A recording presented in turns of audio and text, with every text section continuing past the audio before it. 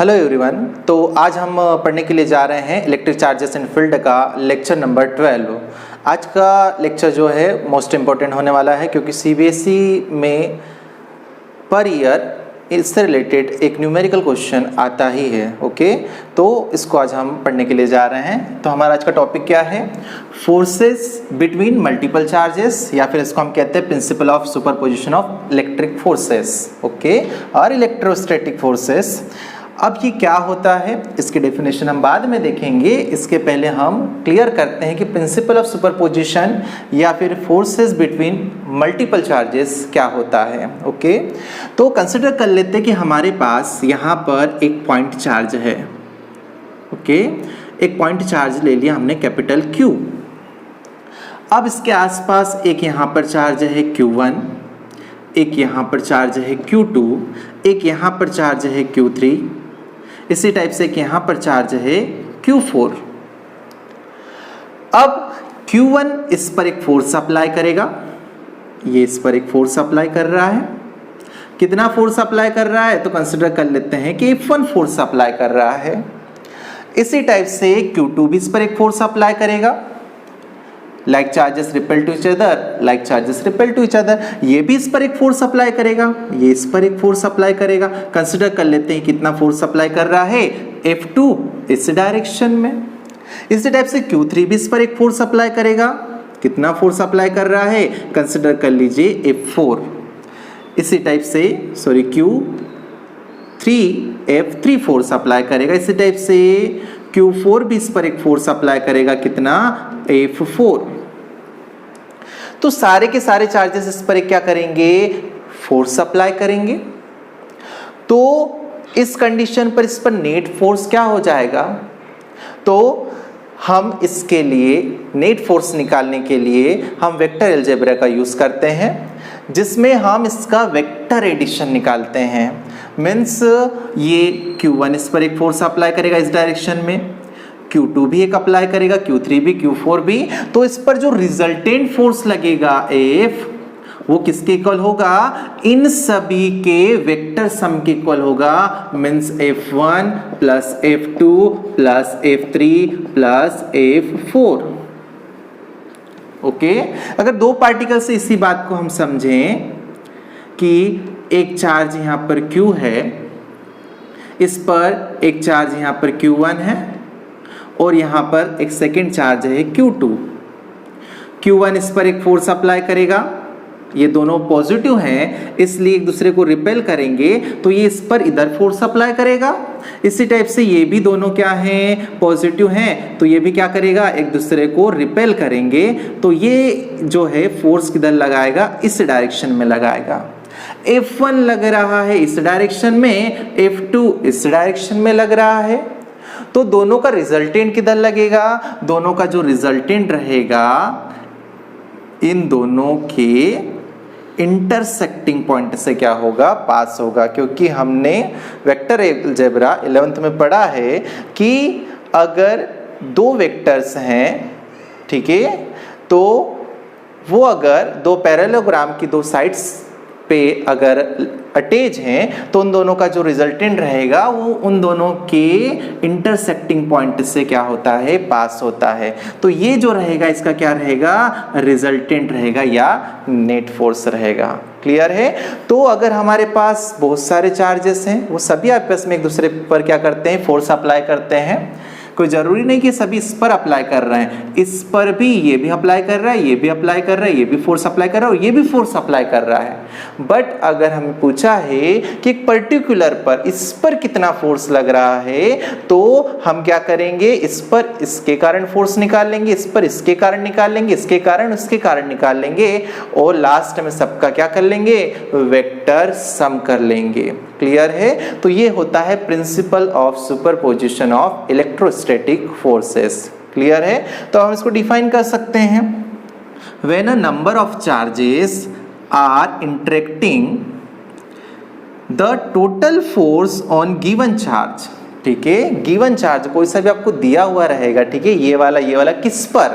तो the total force on given charge is the vector sum of the forces exerted on it. तो सबका क्या रहेगा, vector sum रहेगा। ओके, इसी टाइप से अगर हम एक एग्जांपल लें, जैसे ट्रायंगल ले लिया मैंने एक, यहाँ पे एक चार्ज रखा हुआ है, यहाँ पे रखा हुआ है, यहाँ पे है Q1, यहाँ पे है Q2, यहाँ पे है Q3।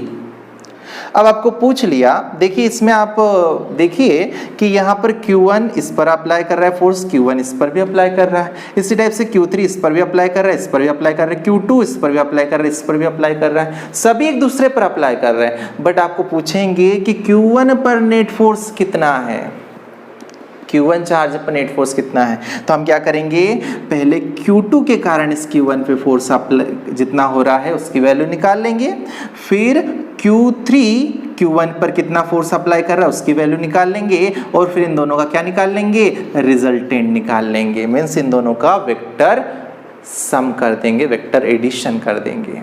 क्लियर है? तो ये होता है हमारा प्रिंसिपल ऑफ सुपरपोजिशन। अब इससे रिलेटेड हम कुछ क्वेश्चंस देखते हैं, तब आप लोगों को सारी बातें क्लियर हो जाएगी। ओके, तो इसको मैं क्लियर कर देता हूं बोर्ड को।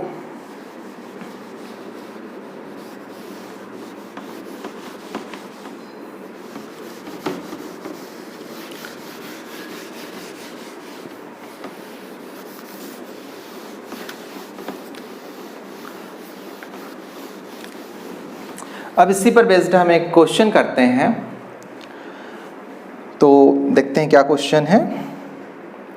आपकी स्क्रीन पर भी दिया हुआ है, क्या है, consider 3 charges Q1, Q2, Q3 each equal to Q at the corners of an equilateral triangle of side L. What is the force on charge Q with the same sign as Q placed at the centre of the triangle? Okay, तो देखिए क्या क्या question में देके रखा है, इसको मैं पहले क्लियर कर देता हूं। हमें देके रखा है एक इक्विलेटरल ट्रायंगल है, इक्विलेटरल एक ट्रायंगल है, ओके, जिसके 3 कॉर्नर्स हैं A, B एंड C, जिस पर 3 चार्जेस हैं Q1, Q2 एंड Q3। सबका मैग्नीट्यूड कितना है, Q एंड Q।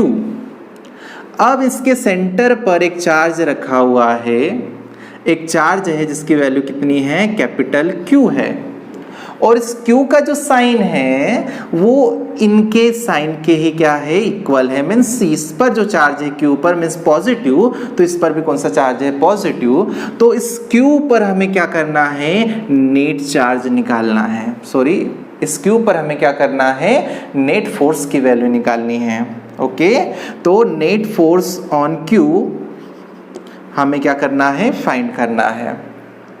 तो क्या रहेगा तरीका इसको सॉल्व करने का, तो हम क्या करेंगे, पहले इस चार्ज के कारण इस पर टोटल फोर्स निकाल लेंगे Q1 के कारण, फिर Q2 के कारण इस पर नेट फोर्स निकाल लेंगे, फिर Q3 के कारण निकाल लेंगे, और फिर तीनों का क्या कर देंगे, वेक्टर सम कर देंगे according to principle of superposition.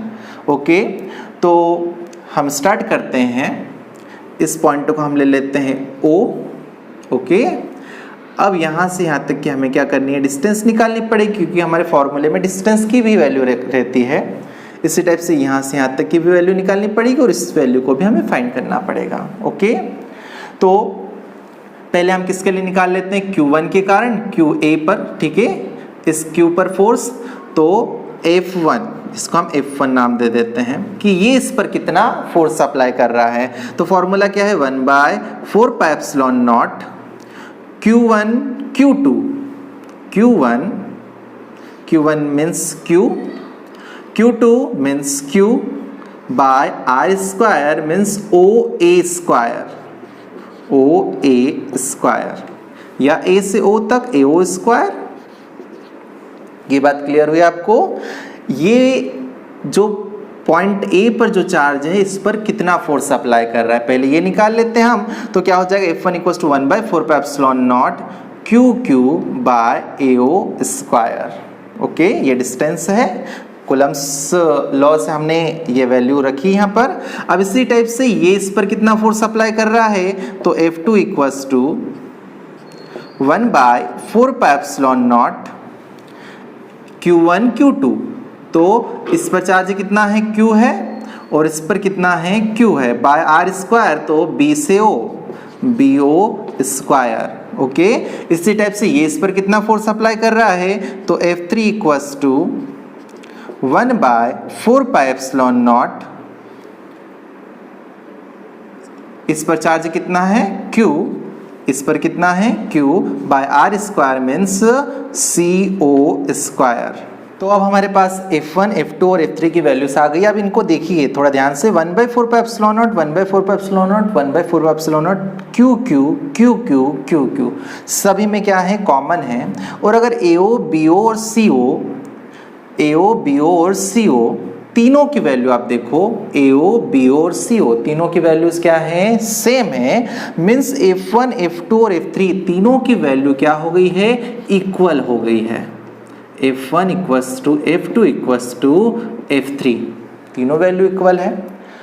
पर अगर हम इनकी डायरेक्शन की बात करें, क्योंकि फोर्स एक वेक्टर क्वांटिटी है, उसके मैग्नीट्यूड के साथ साथ उसमें क्या होती है, डायरेक्शन भी होती है। तो अगर यहाँ पर हम डायरेक्शन देखें कि F1 की डायरेक्शन किधर है, मीन्स ये वाला चार्ज इस पर, इस Q पर जो फोर्स लगा रहा है उसकी डायरेक्शन किधर है, तो ये दोनों लाइक चार्ज जैसे एक दूसरे को रिपेल करेंगे, तो रिपेल करेंगे तो इसकी डायरेक्शन किधर रहेगी, A2O, इसकी डायरेक्शन रहेगी A2O।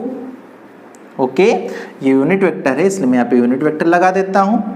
इसी टाइप से अगर हम बात करें किसकी, F2 की, तो F2 जो कि ये वाला चार्ज इस पर फोर्स लगा रहा है, तो ये भी एक दूसरे को रिपेल करेंगे, तो ये वाला जो है इस पर किधर फोर्स लगाएगा, इस डायरेक्शन में। तो F2 जो रहेगा आपका इस डायरेक्शन में रहेगा, किधर से किधर, B से O की साइड। इसी टाइप से ये वाला F3 फोर्स जो कि ये वाला इस पर अप्लाई कर रहा है, तो ये किधर फोर्स लगेगा, इस डायरेक्शन में, क्योंकि ये इसको रिपेल करेगा इस डायरेक्शन में। लाइक चार्जेस, यहाँ पर एक Q है, यहाँ पे भी Q है, तो इसकी डायरेक्शन क्या रहेगी, C2O। अब मैग्नीट्यूड तो इक्वल है, बट डायरेक्शन की मैं बात करूं तो एक इधर लगा रहा है, किधर लगा रहा है, किधर लगा रहा है, तो ये नेट किधर जाएगा, इन दोनों का नेट किधर होगा, किससे निकालेंगे। तो अगर हम बात करें F1 और F2 की, तो इन दोनों का रिजल्टेंट किधर होगा, इस डायरेक्शन में। ये किसका रिजल्टेंट होगा, F ऑफ 1, 2, इन दोनों का रिजल्टेंट होगा। और अब देखो कि F3 और इसको देखो, ये एक दूसरे के क्या हैं, अपोजिट हैं, तो एक दूसरे को क्या कर देंगे, कैंसिल कर देंगे। वेक्टर सम हमने पढ़ा है, एक इधर फोर्स अप्लाई कर रहा है, किधर अप्लाई कर रहा है, नेट फोर्स क्या लगेगा, 0 लगेगा। फिर से समझो अच्छे से, ठीक है, ये पॉइंट है, इसमें एक फोर्स लग रहा है इधर F2, एक फोर्स लग रहा है इधर F1 और एक फोर्स लग रहा है इधर F3। अब हमें इन तीनों का रिजल्टेंट इस पर निकालना है, इस पॉइंट Q पर, Q चार्ज पर। तो F1 और F2 का रिजल्टेंट देखेंगे तो ये इधर निकलेगा रिजल्टेंट, पैरेललोग्राम रूल से, ये इनका दोनों का रिजल्टेंट रहेगा। अब ये वाला और ये वाला दोनों का रिजल्टेंट देखो, तो ये इधर लग रहा है, ये इधर लग रहा है, तो नेट फोर्स क्या हो जाएगा, F1 plus F2 plus F3 equals to 0। तो नेट फोर्स जो होगा इस चार्ज Q पर वो कितना होगा, 0 होगा। ओके, तो अब इसको देखो एक बार, फिर हम नेक्स्ट क्वेश्चन करते हैं। तो देख लिया इसको, आगे का क्वेश्चन करें, नेक्स्ट क्वेश्चन। चलो नेक्स्ट क्वेश्चन देखते हैं क्या है। नेक्स्ट क्वेश्चन से थोड़ा सा अलग होने वाला है, ऐसा सीधा सीधा तो कोई नहीं पूछेगा। तो next question, question number 2। Okay, इसमें हमें फिर से एक इक्विलेटरल ट्रायंगल दिया हुआ है इस टाइप से। ओके, थोड़ा इसको सही कर देते हैं। ये ठीक है, सारे एंगल कितने कितने के रहेंगे, 60, 60 एंड 60। इसके 3 कॉर्नर्स हैं A, B एंड C। अब क्वेश्चन ये है कि A पर चार्ज एक रखा हुआ है, कितने का है, 5 माइक्रोकूलम। B पर जो चार्ज है वो कितना है, +10 माइक्रोकूलम। और C पर जो चार्ज है वो कितना है, 10 माइक्रोकुलाम। क्योंकि एक इक्विलेटरल ट्रायंगल की तीनों साइड्स इक्वल होती है, तो साइड्स की जो लेंथ दे के रखी है 5 सेंटीमीटर, इधर भी दे के रखी है 5 सेंटीमीटर, और इधर भी कितनी है 5 सेंटीमीटर। तो क्वेश्चन ये है कि हमें इस पॉइंट ए पर इन दोनों के कारण कितना नेट फोर्स लग रहा है उसकी वैल्यू हमें निकालनी है। मीन्स नेट फोर्स हमें निकालना है किस पर, इस पॉइंट ए पर जो चार्ज रखा है 5 माइक्रोकुलाम, इसकी वैल्यू हमें निकालनी है कि इस पर कितना नेट फोर्स लग रहा है। क्लियर है? तो क्वेश्चन में क्या क्या देके रखा है कि इक्विलेटरल ट्रायंगल है ABC, जिसकी सभी साइड्स की लेंथ कितनी है 5 centimetre 5 centimetre 5 centimetre. Equilateral triangle है इसलिए एंगल भी कितना है 60 60 और 60। कॉर्नर ए पर रखा है चार्ज 5 माइक्रोकुलाम प्लस का, कॉर्नर बी पर रखा हुआ है 10 माइक्रोकुलाम प्लस का, और कॉर्नर सी पर रखा है 10 माइक्रोकुलाम बट माइनस का। और क्वेश्चन ये है कि ये वाला जो यहाँ पर 10 माइक्रोकुलाम जो चार्ज है वो इस पर एक फोर्स लगाएगा, ये भी इस पर एक फोर्स लगाएगा, तो हमें इस पॉइंट पर इन दोनों का रिजल्टेंट फोर्स की वैल्यू निकालनी है। क्लियर है? तो वही हम प्रिंसिपल ऑफ सुपरपोजिशन का यूज करेंगे, इसके कारण इस पर फोर्स निकालेंगे, ठीक है, फिर इसके कारण इस पर फोर्स निकालेंगे, फिर दोनों का क्या करेंगे, रिजल्टेंट निकालेंगे। तो करते हैं स्टार्ट। ओके, तो F1 means force between B and A, तो क्या फॉर्मूला है 1/4πε0 Q1 Q2 by R square, ये फॉर्मूला हमने पढ़ के रखा है। तो F1 इक्वल्स टू 1/4πε0 Q1 के कितना देके रखा है 10 microcoulomb, 10 micro means 10 to the power -6, micro को कुलाम में कन्वर्ट करेंगे। इसी टाइप से Q2 की वैल्यू कितनी है 5 microcoulomb means 5 into 10 to the power -6 by R square. R क्या है, दोनों के बीच की डिस्टेंस 5 सेंटीमीटर, बट मीटर में कन्वर्ट करना पड़ेगा, तो 5 सेंटीमीटर को अगर मीटर में कन्वर्ट करोगे तो क्या लिखोगे 5 इंटू 10 टू द पावर -2 का होल स्क्वायर, ये मीटर में कन्वर्ट हो जाएगा।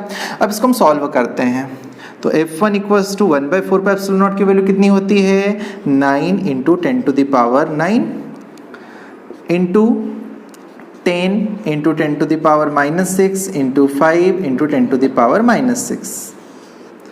इसका स्क्वायर करते हैं तो 5 का स्क्वायर क्या हो जाएगा 25, और 10 टू द पावर -2 का स्क्वायर क्या हो जाएगा 10 टू द पावर -4। क्लियर है? तो ये कैंसिल हो जाएगा 5 टाइम्स, और ये कैंसिल हो जाएगा 2 टाइम्स। क्लियर है? अब बचे हुए टर्म्स को हम देखते हैं क्या क्या है हमारे पास। तो F1 equals to 9 into 10 to the power 9 into 2 into 10 to the power 6, 10 to the power -6 into 10 to the power -6 divided by 10 to the power -4। Okay, हाँ, अब बेस इक्वल है, पावर्स 8 हो जाएंगी, ये भी 10 टू द पावर -4 ऊपर जाएगा तो क्या हो जाएगा 10 टू द पावर +4 हो जाएगा। तो क्या बनेगा हमारा F1 equals to 9 into 2 18 into -6 -12 और +9 +4 क्या हो जाएगा +13, तो कितना बचेगा +1, तो 10 टू द पावर 1, तो F1 इक्वल्स टू कितना आ जाएगा 180 न्यूटन।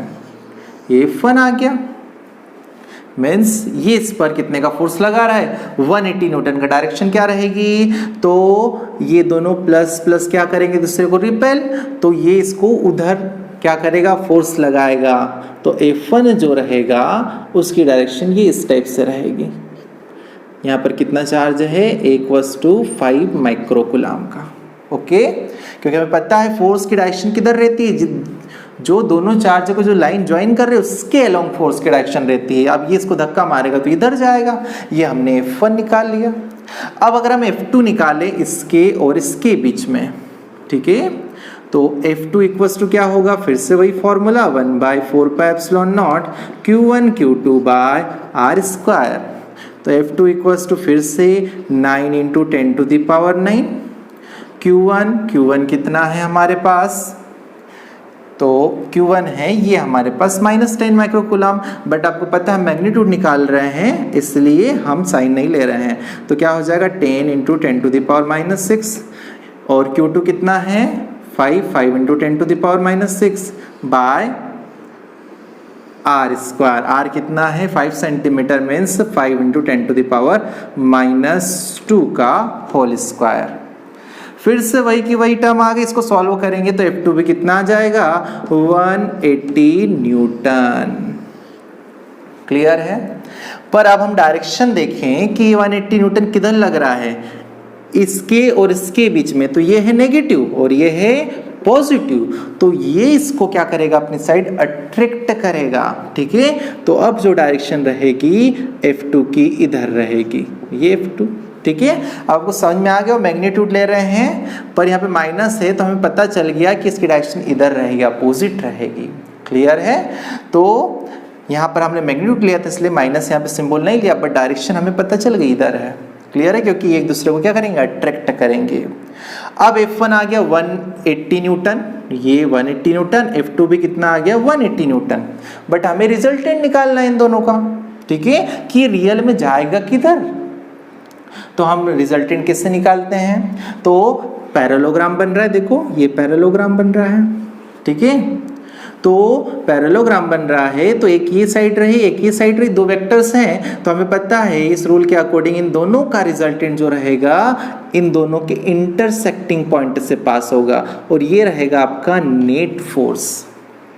ओके, अब इसको निकालने के लिए हमने 11th में एक फॉर्मूला पढ़ा था कि रिजल्टेंट पैरेललोग्राम का रिजल्टेंट कैसे निकलता है, F equals to F net equals to F1 square plus F2 square plus 2F1 F2 cos theta.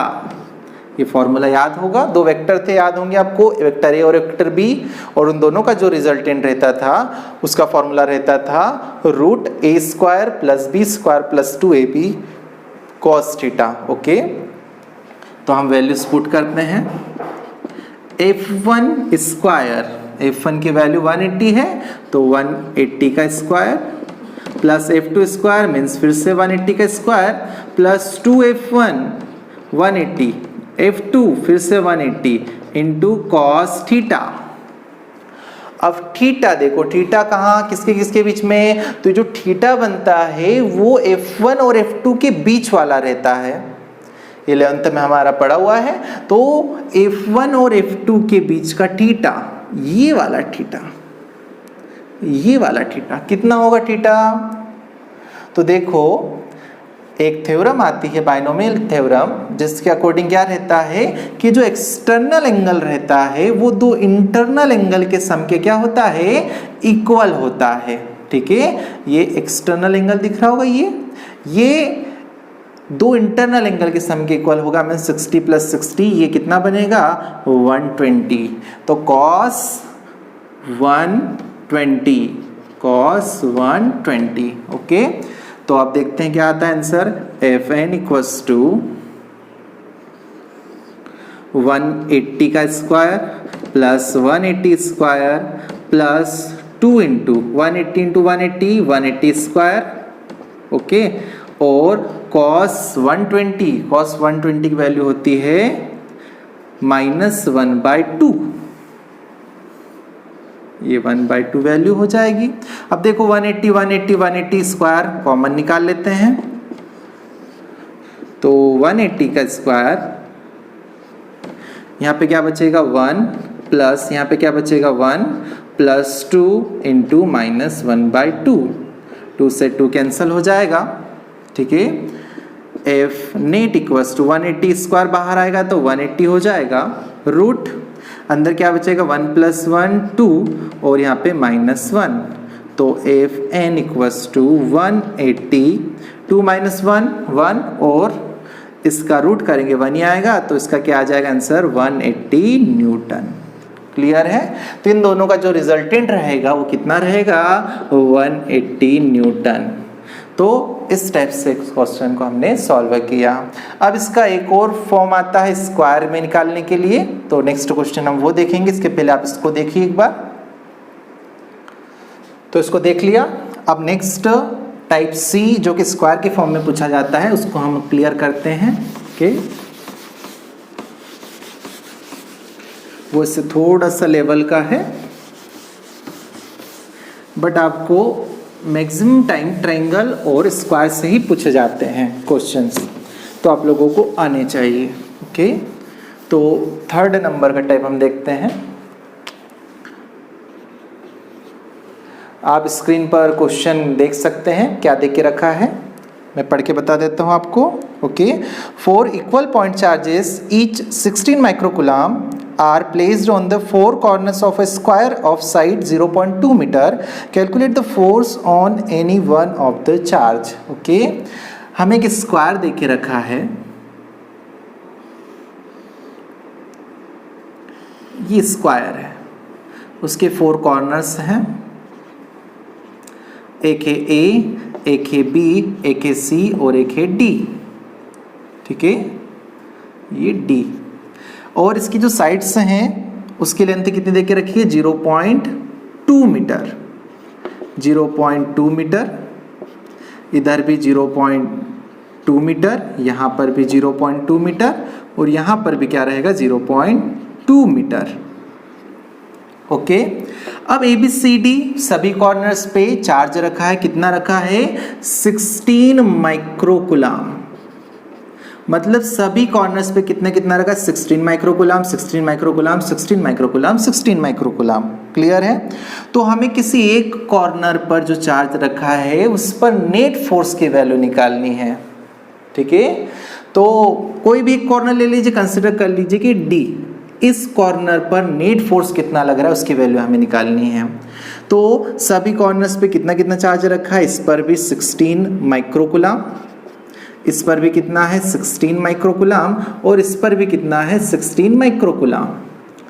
तो इस कॉर्नर पर अगर हम नेट फोर्स की वैल्यू निकालें तो A भी इस पर फोर्स लगाएगा, B भी फोर्स लगाएगा, C भी फोर्स लगाएगा, तीनों के तीनों इस पर फोर्स अप्लाई करेंगे तो नेट फोर्स क्या होगा, इसको देखने के लिए हम क्या करते हैं, पहले A के कारण इस पर निकाल लेते हैं, फिर B के कारण निकालेंगे, फिर C के कारण निकालेंगे और फिर क्या करेंगे लास्ट में नेट फोर्स मीन्स उनका वेक्टर सम करेंगे। क्लियर है?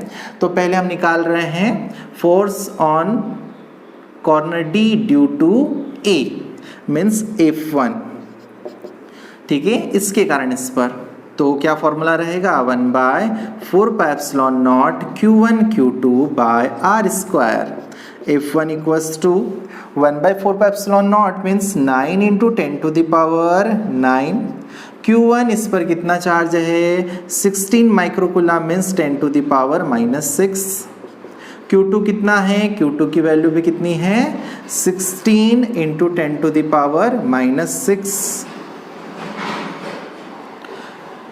Divided by R square means 0.2 का स्क्वायर, तो लिख सकते हैं इसको 0.2 इंटू 0.2। क्लियर है? 0.2 इंटू 0.2। तो अब इसको सॉल्व करना, आपको इसका आंसर मिलेगा F1 equals to 57.6 Newton. Clear है? तो ये इस पर कितने का फोर्स लगा रहा है 57.6 न्यूटन, बट कौन सा अट्रैक्टिव फोर्स लगेगा या रिपल्सिव लगेगा, तो इस पर भी 16 माइक्रोकूलम प्लस का, इस पर भी 16 माइक्रोकूलम प्लस का है, तो लाइक चार्जेस क्या करेंगे रिपेल करेंगे, मतलब इधर धक्का मारेंगे, तो ये इस पर फोर्स लगेगा इधर। F1 इक्वल्स टू कितना 57.6 न्यूटन। क्लियर है? अब ऐसे कैसे ही इसके कारण पॉइंट बी पर जो चार्ज है उसके कारण इस पर नेट फोर्स निकालते हैं। ओके, तो F2 निकालेंगे अब हम। F2 इक्वल्स टू, फिर फॉर्मूला वही 1/4πε Q1 Q2 बाय स्क्वायर, तो 1/4πε0 की वैल्यू कितनी है 9 into 10 to the power 9। Q1 की वैल्यू इसके और इसके बीच में निकाले, Q1 ये हो जाएगा, Q2 ये हो जाएगा, तो Q1 कितना हो जाएगा 16 microcoulomb means 16 into 10 to the power -6 coulomb. Microcoulomb को कूलम में कन्वर्ट कर लिया है। इसी टाइप से Q2 कितना हो जाएगा, फिर से 16 into 10 to the power -6 coulomb divided by R square, तो आर स्क्वायर क्या है, बी और डी इन दोनों के बीच की या फिर दो चार्जेस के बीच की डिस्टेंस होती है।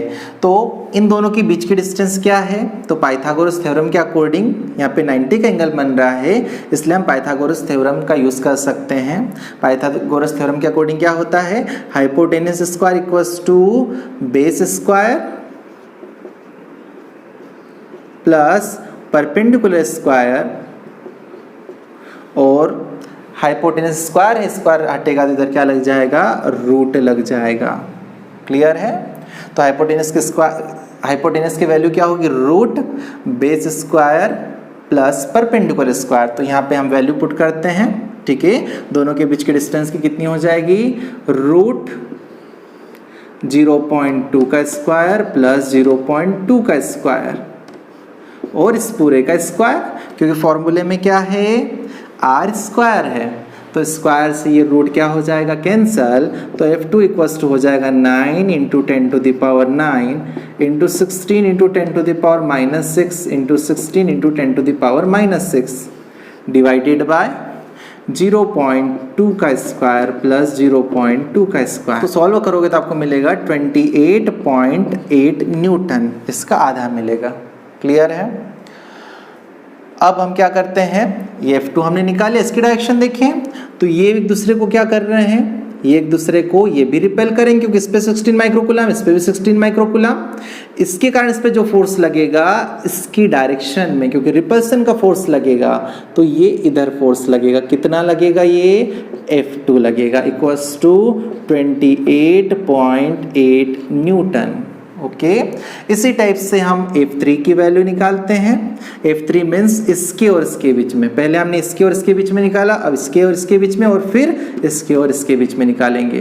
तो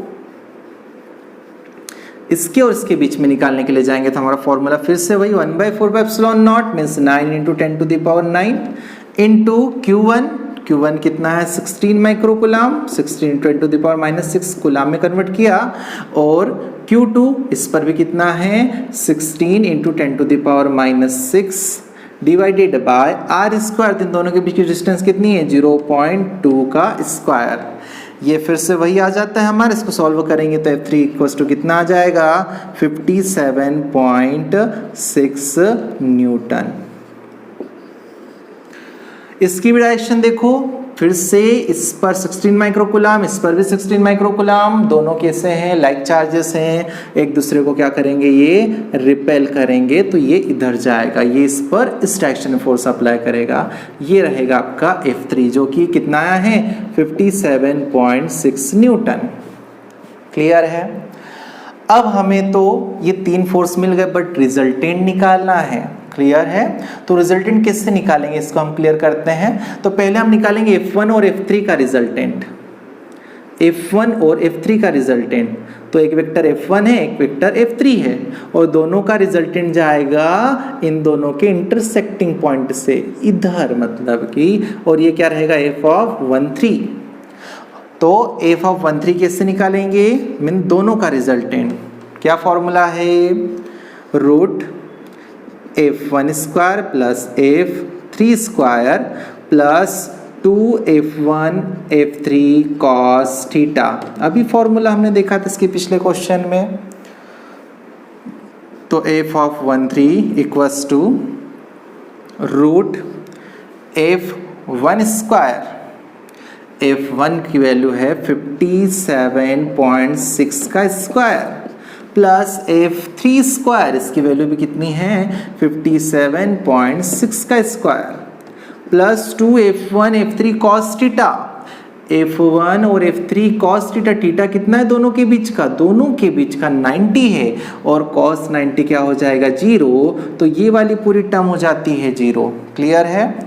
अब इन दोनों 57.6 कॉमन निकालिए, तो क्या मिलेगा हमें, F(1,3) इक्वल्स टू रूट 57.6 का स्क्वायर कॉमन निकाला, यहाँ पे क्या बचेगा, 1 + 1, इसको बाहर कर दो।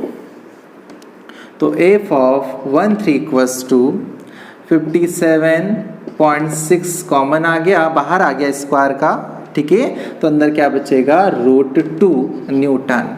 ओके तो एफ ऑफ 13 जो निकला मीन्स इसका और इसका जो रिजल्टेंट निकला वो कितना निकला 57.6√2 न्यूटन। क्लियर है। इस √2 की वैल्यू हम पुट करते हैं F of 13 equals to 57.6 into 1.414, ये इसकी वैल्यू होती है। ओके, अब इन दोनों को जब आप प्रोडक्ट करने के लिए जाओगे तो आपको मिलेगा 81.5 न्यूटन। तो F of 13 equals to 81.5 newton. तो इसकी वैल्यू आई है 81.5 न्यूटन। अब देखो ये वाला इन दोनों का रिजल्टेंट और ये दोनों एक ही डायरेक्शन में है, तो नेट हमारा जो हो जाएगा दोनों एक ही डायरेक्शन में होने के कारण क्या हो जाएंगे 8 हो जाएंगे। एफ ऑफ 13 प्लस F2, तो एफ नेट कितना हो जाएगा, एफ ऑफ 13 कितना देके रखा है हमें अभी निकाला 81.5 प्लस F2 कितना है 50, F2 कितना है 28.8 न्यूटन, 28.8 न्यूटन। अब दोनों को 8 कीजिए तो एफ नेट कितना हो जाएगा 3, ठीक है 0 1 11, ठीक है, तो 110.3 न्यूटन। क्लियर है। तो ये है हमारा पूरा सॉल्यूशन इस क्वेश्चन का। तो इससे रिलेटेड आप प्रॉब्लम सॉल्व कीजिएगा, मोस्ट इम्पोर्टेंट है, इसमें हमने हर एक फॉर्मेट देखा है, अब आप इसको कर सकते हैं। Okay, thank you.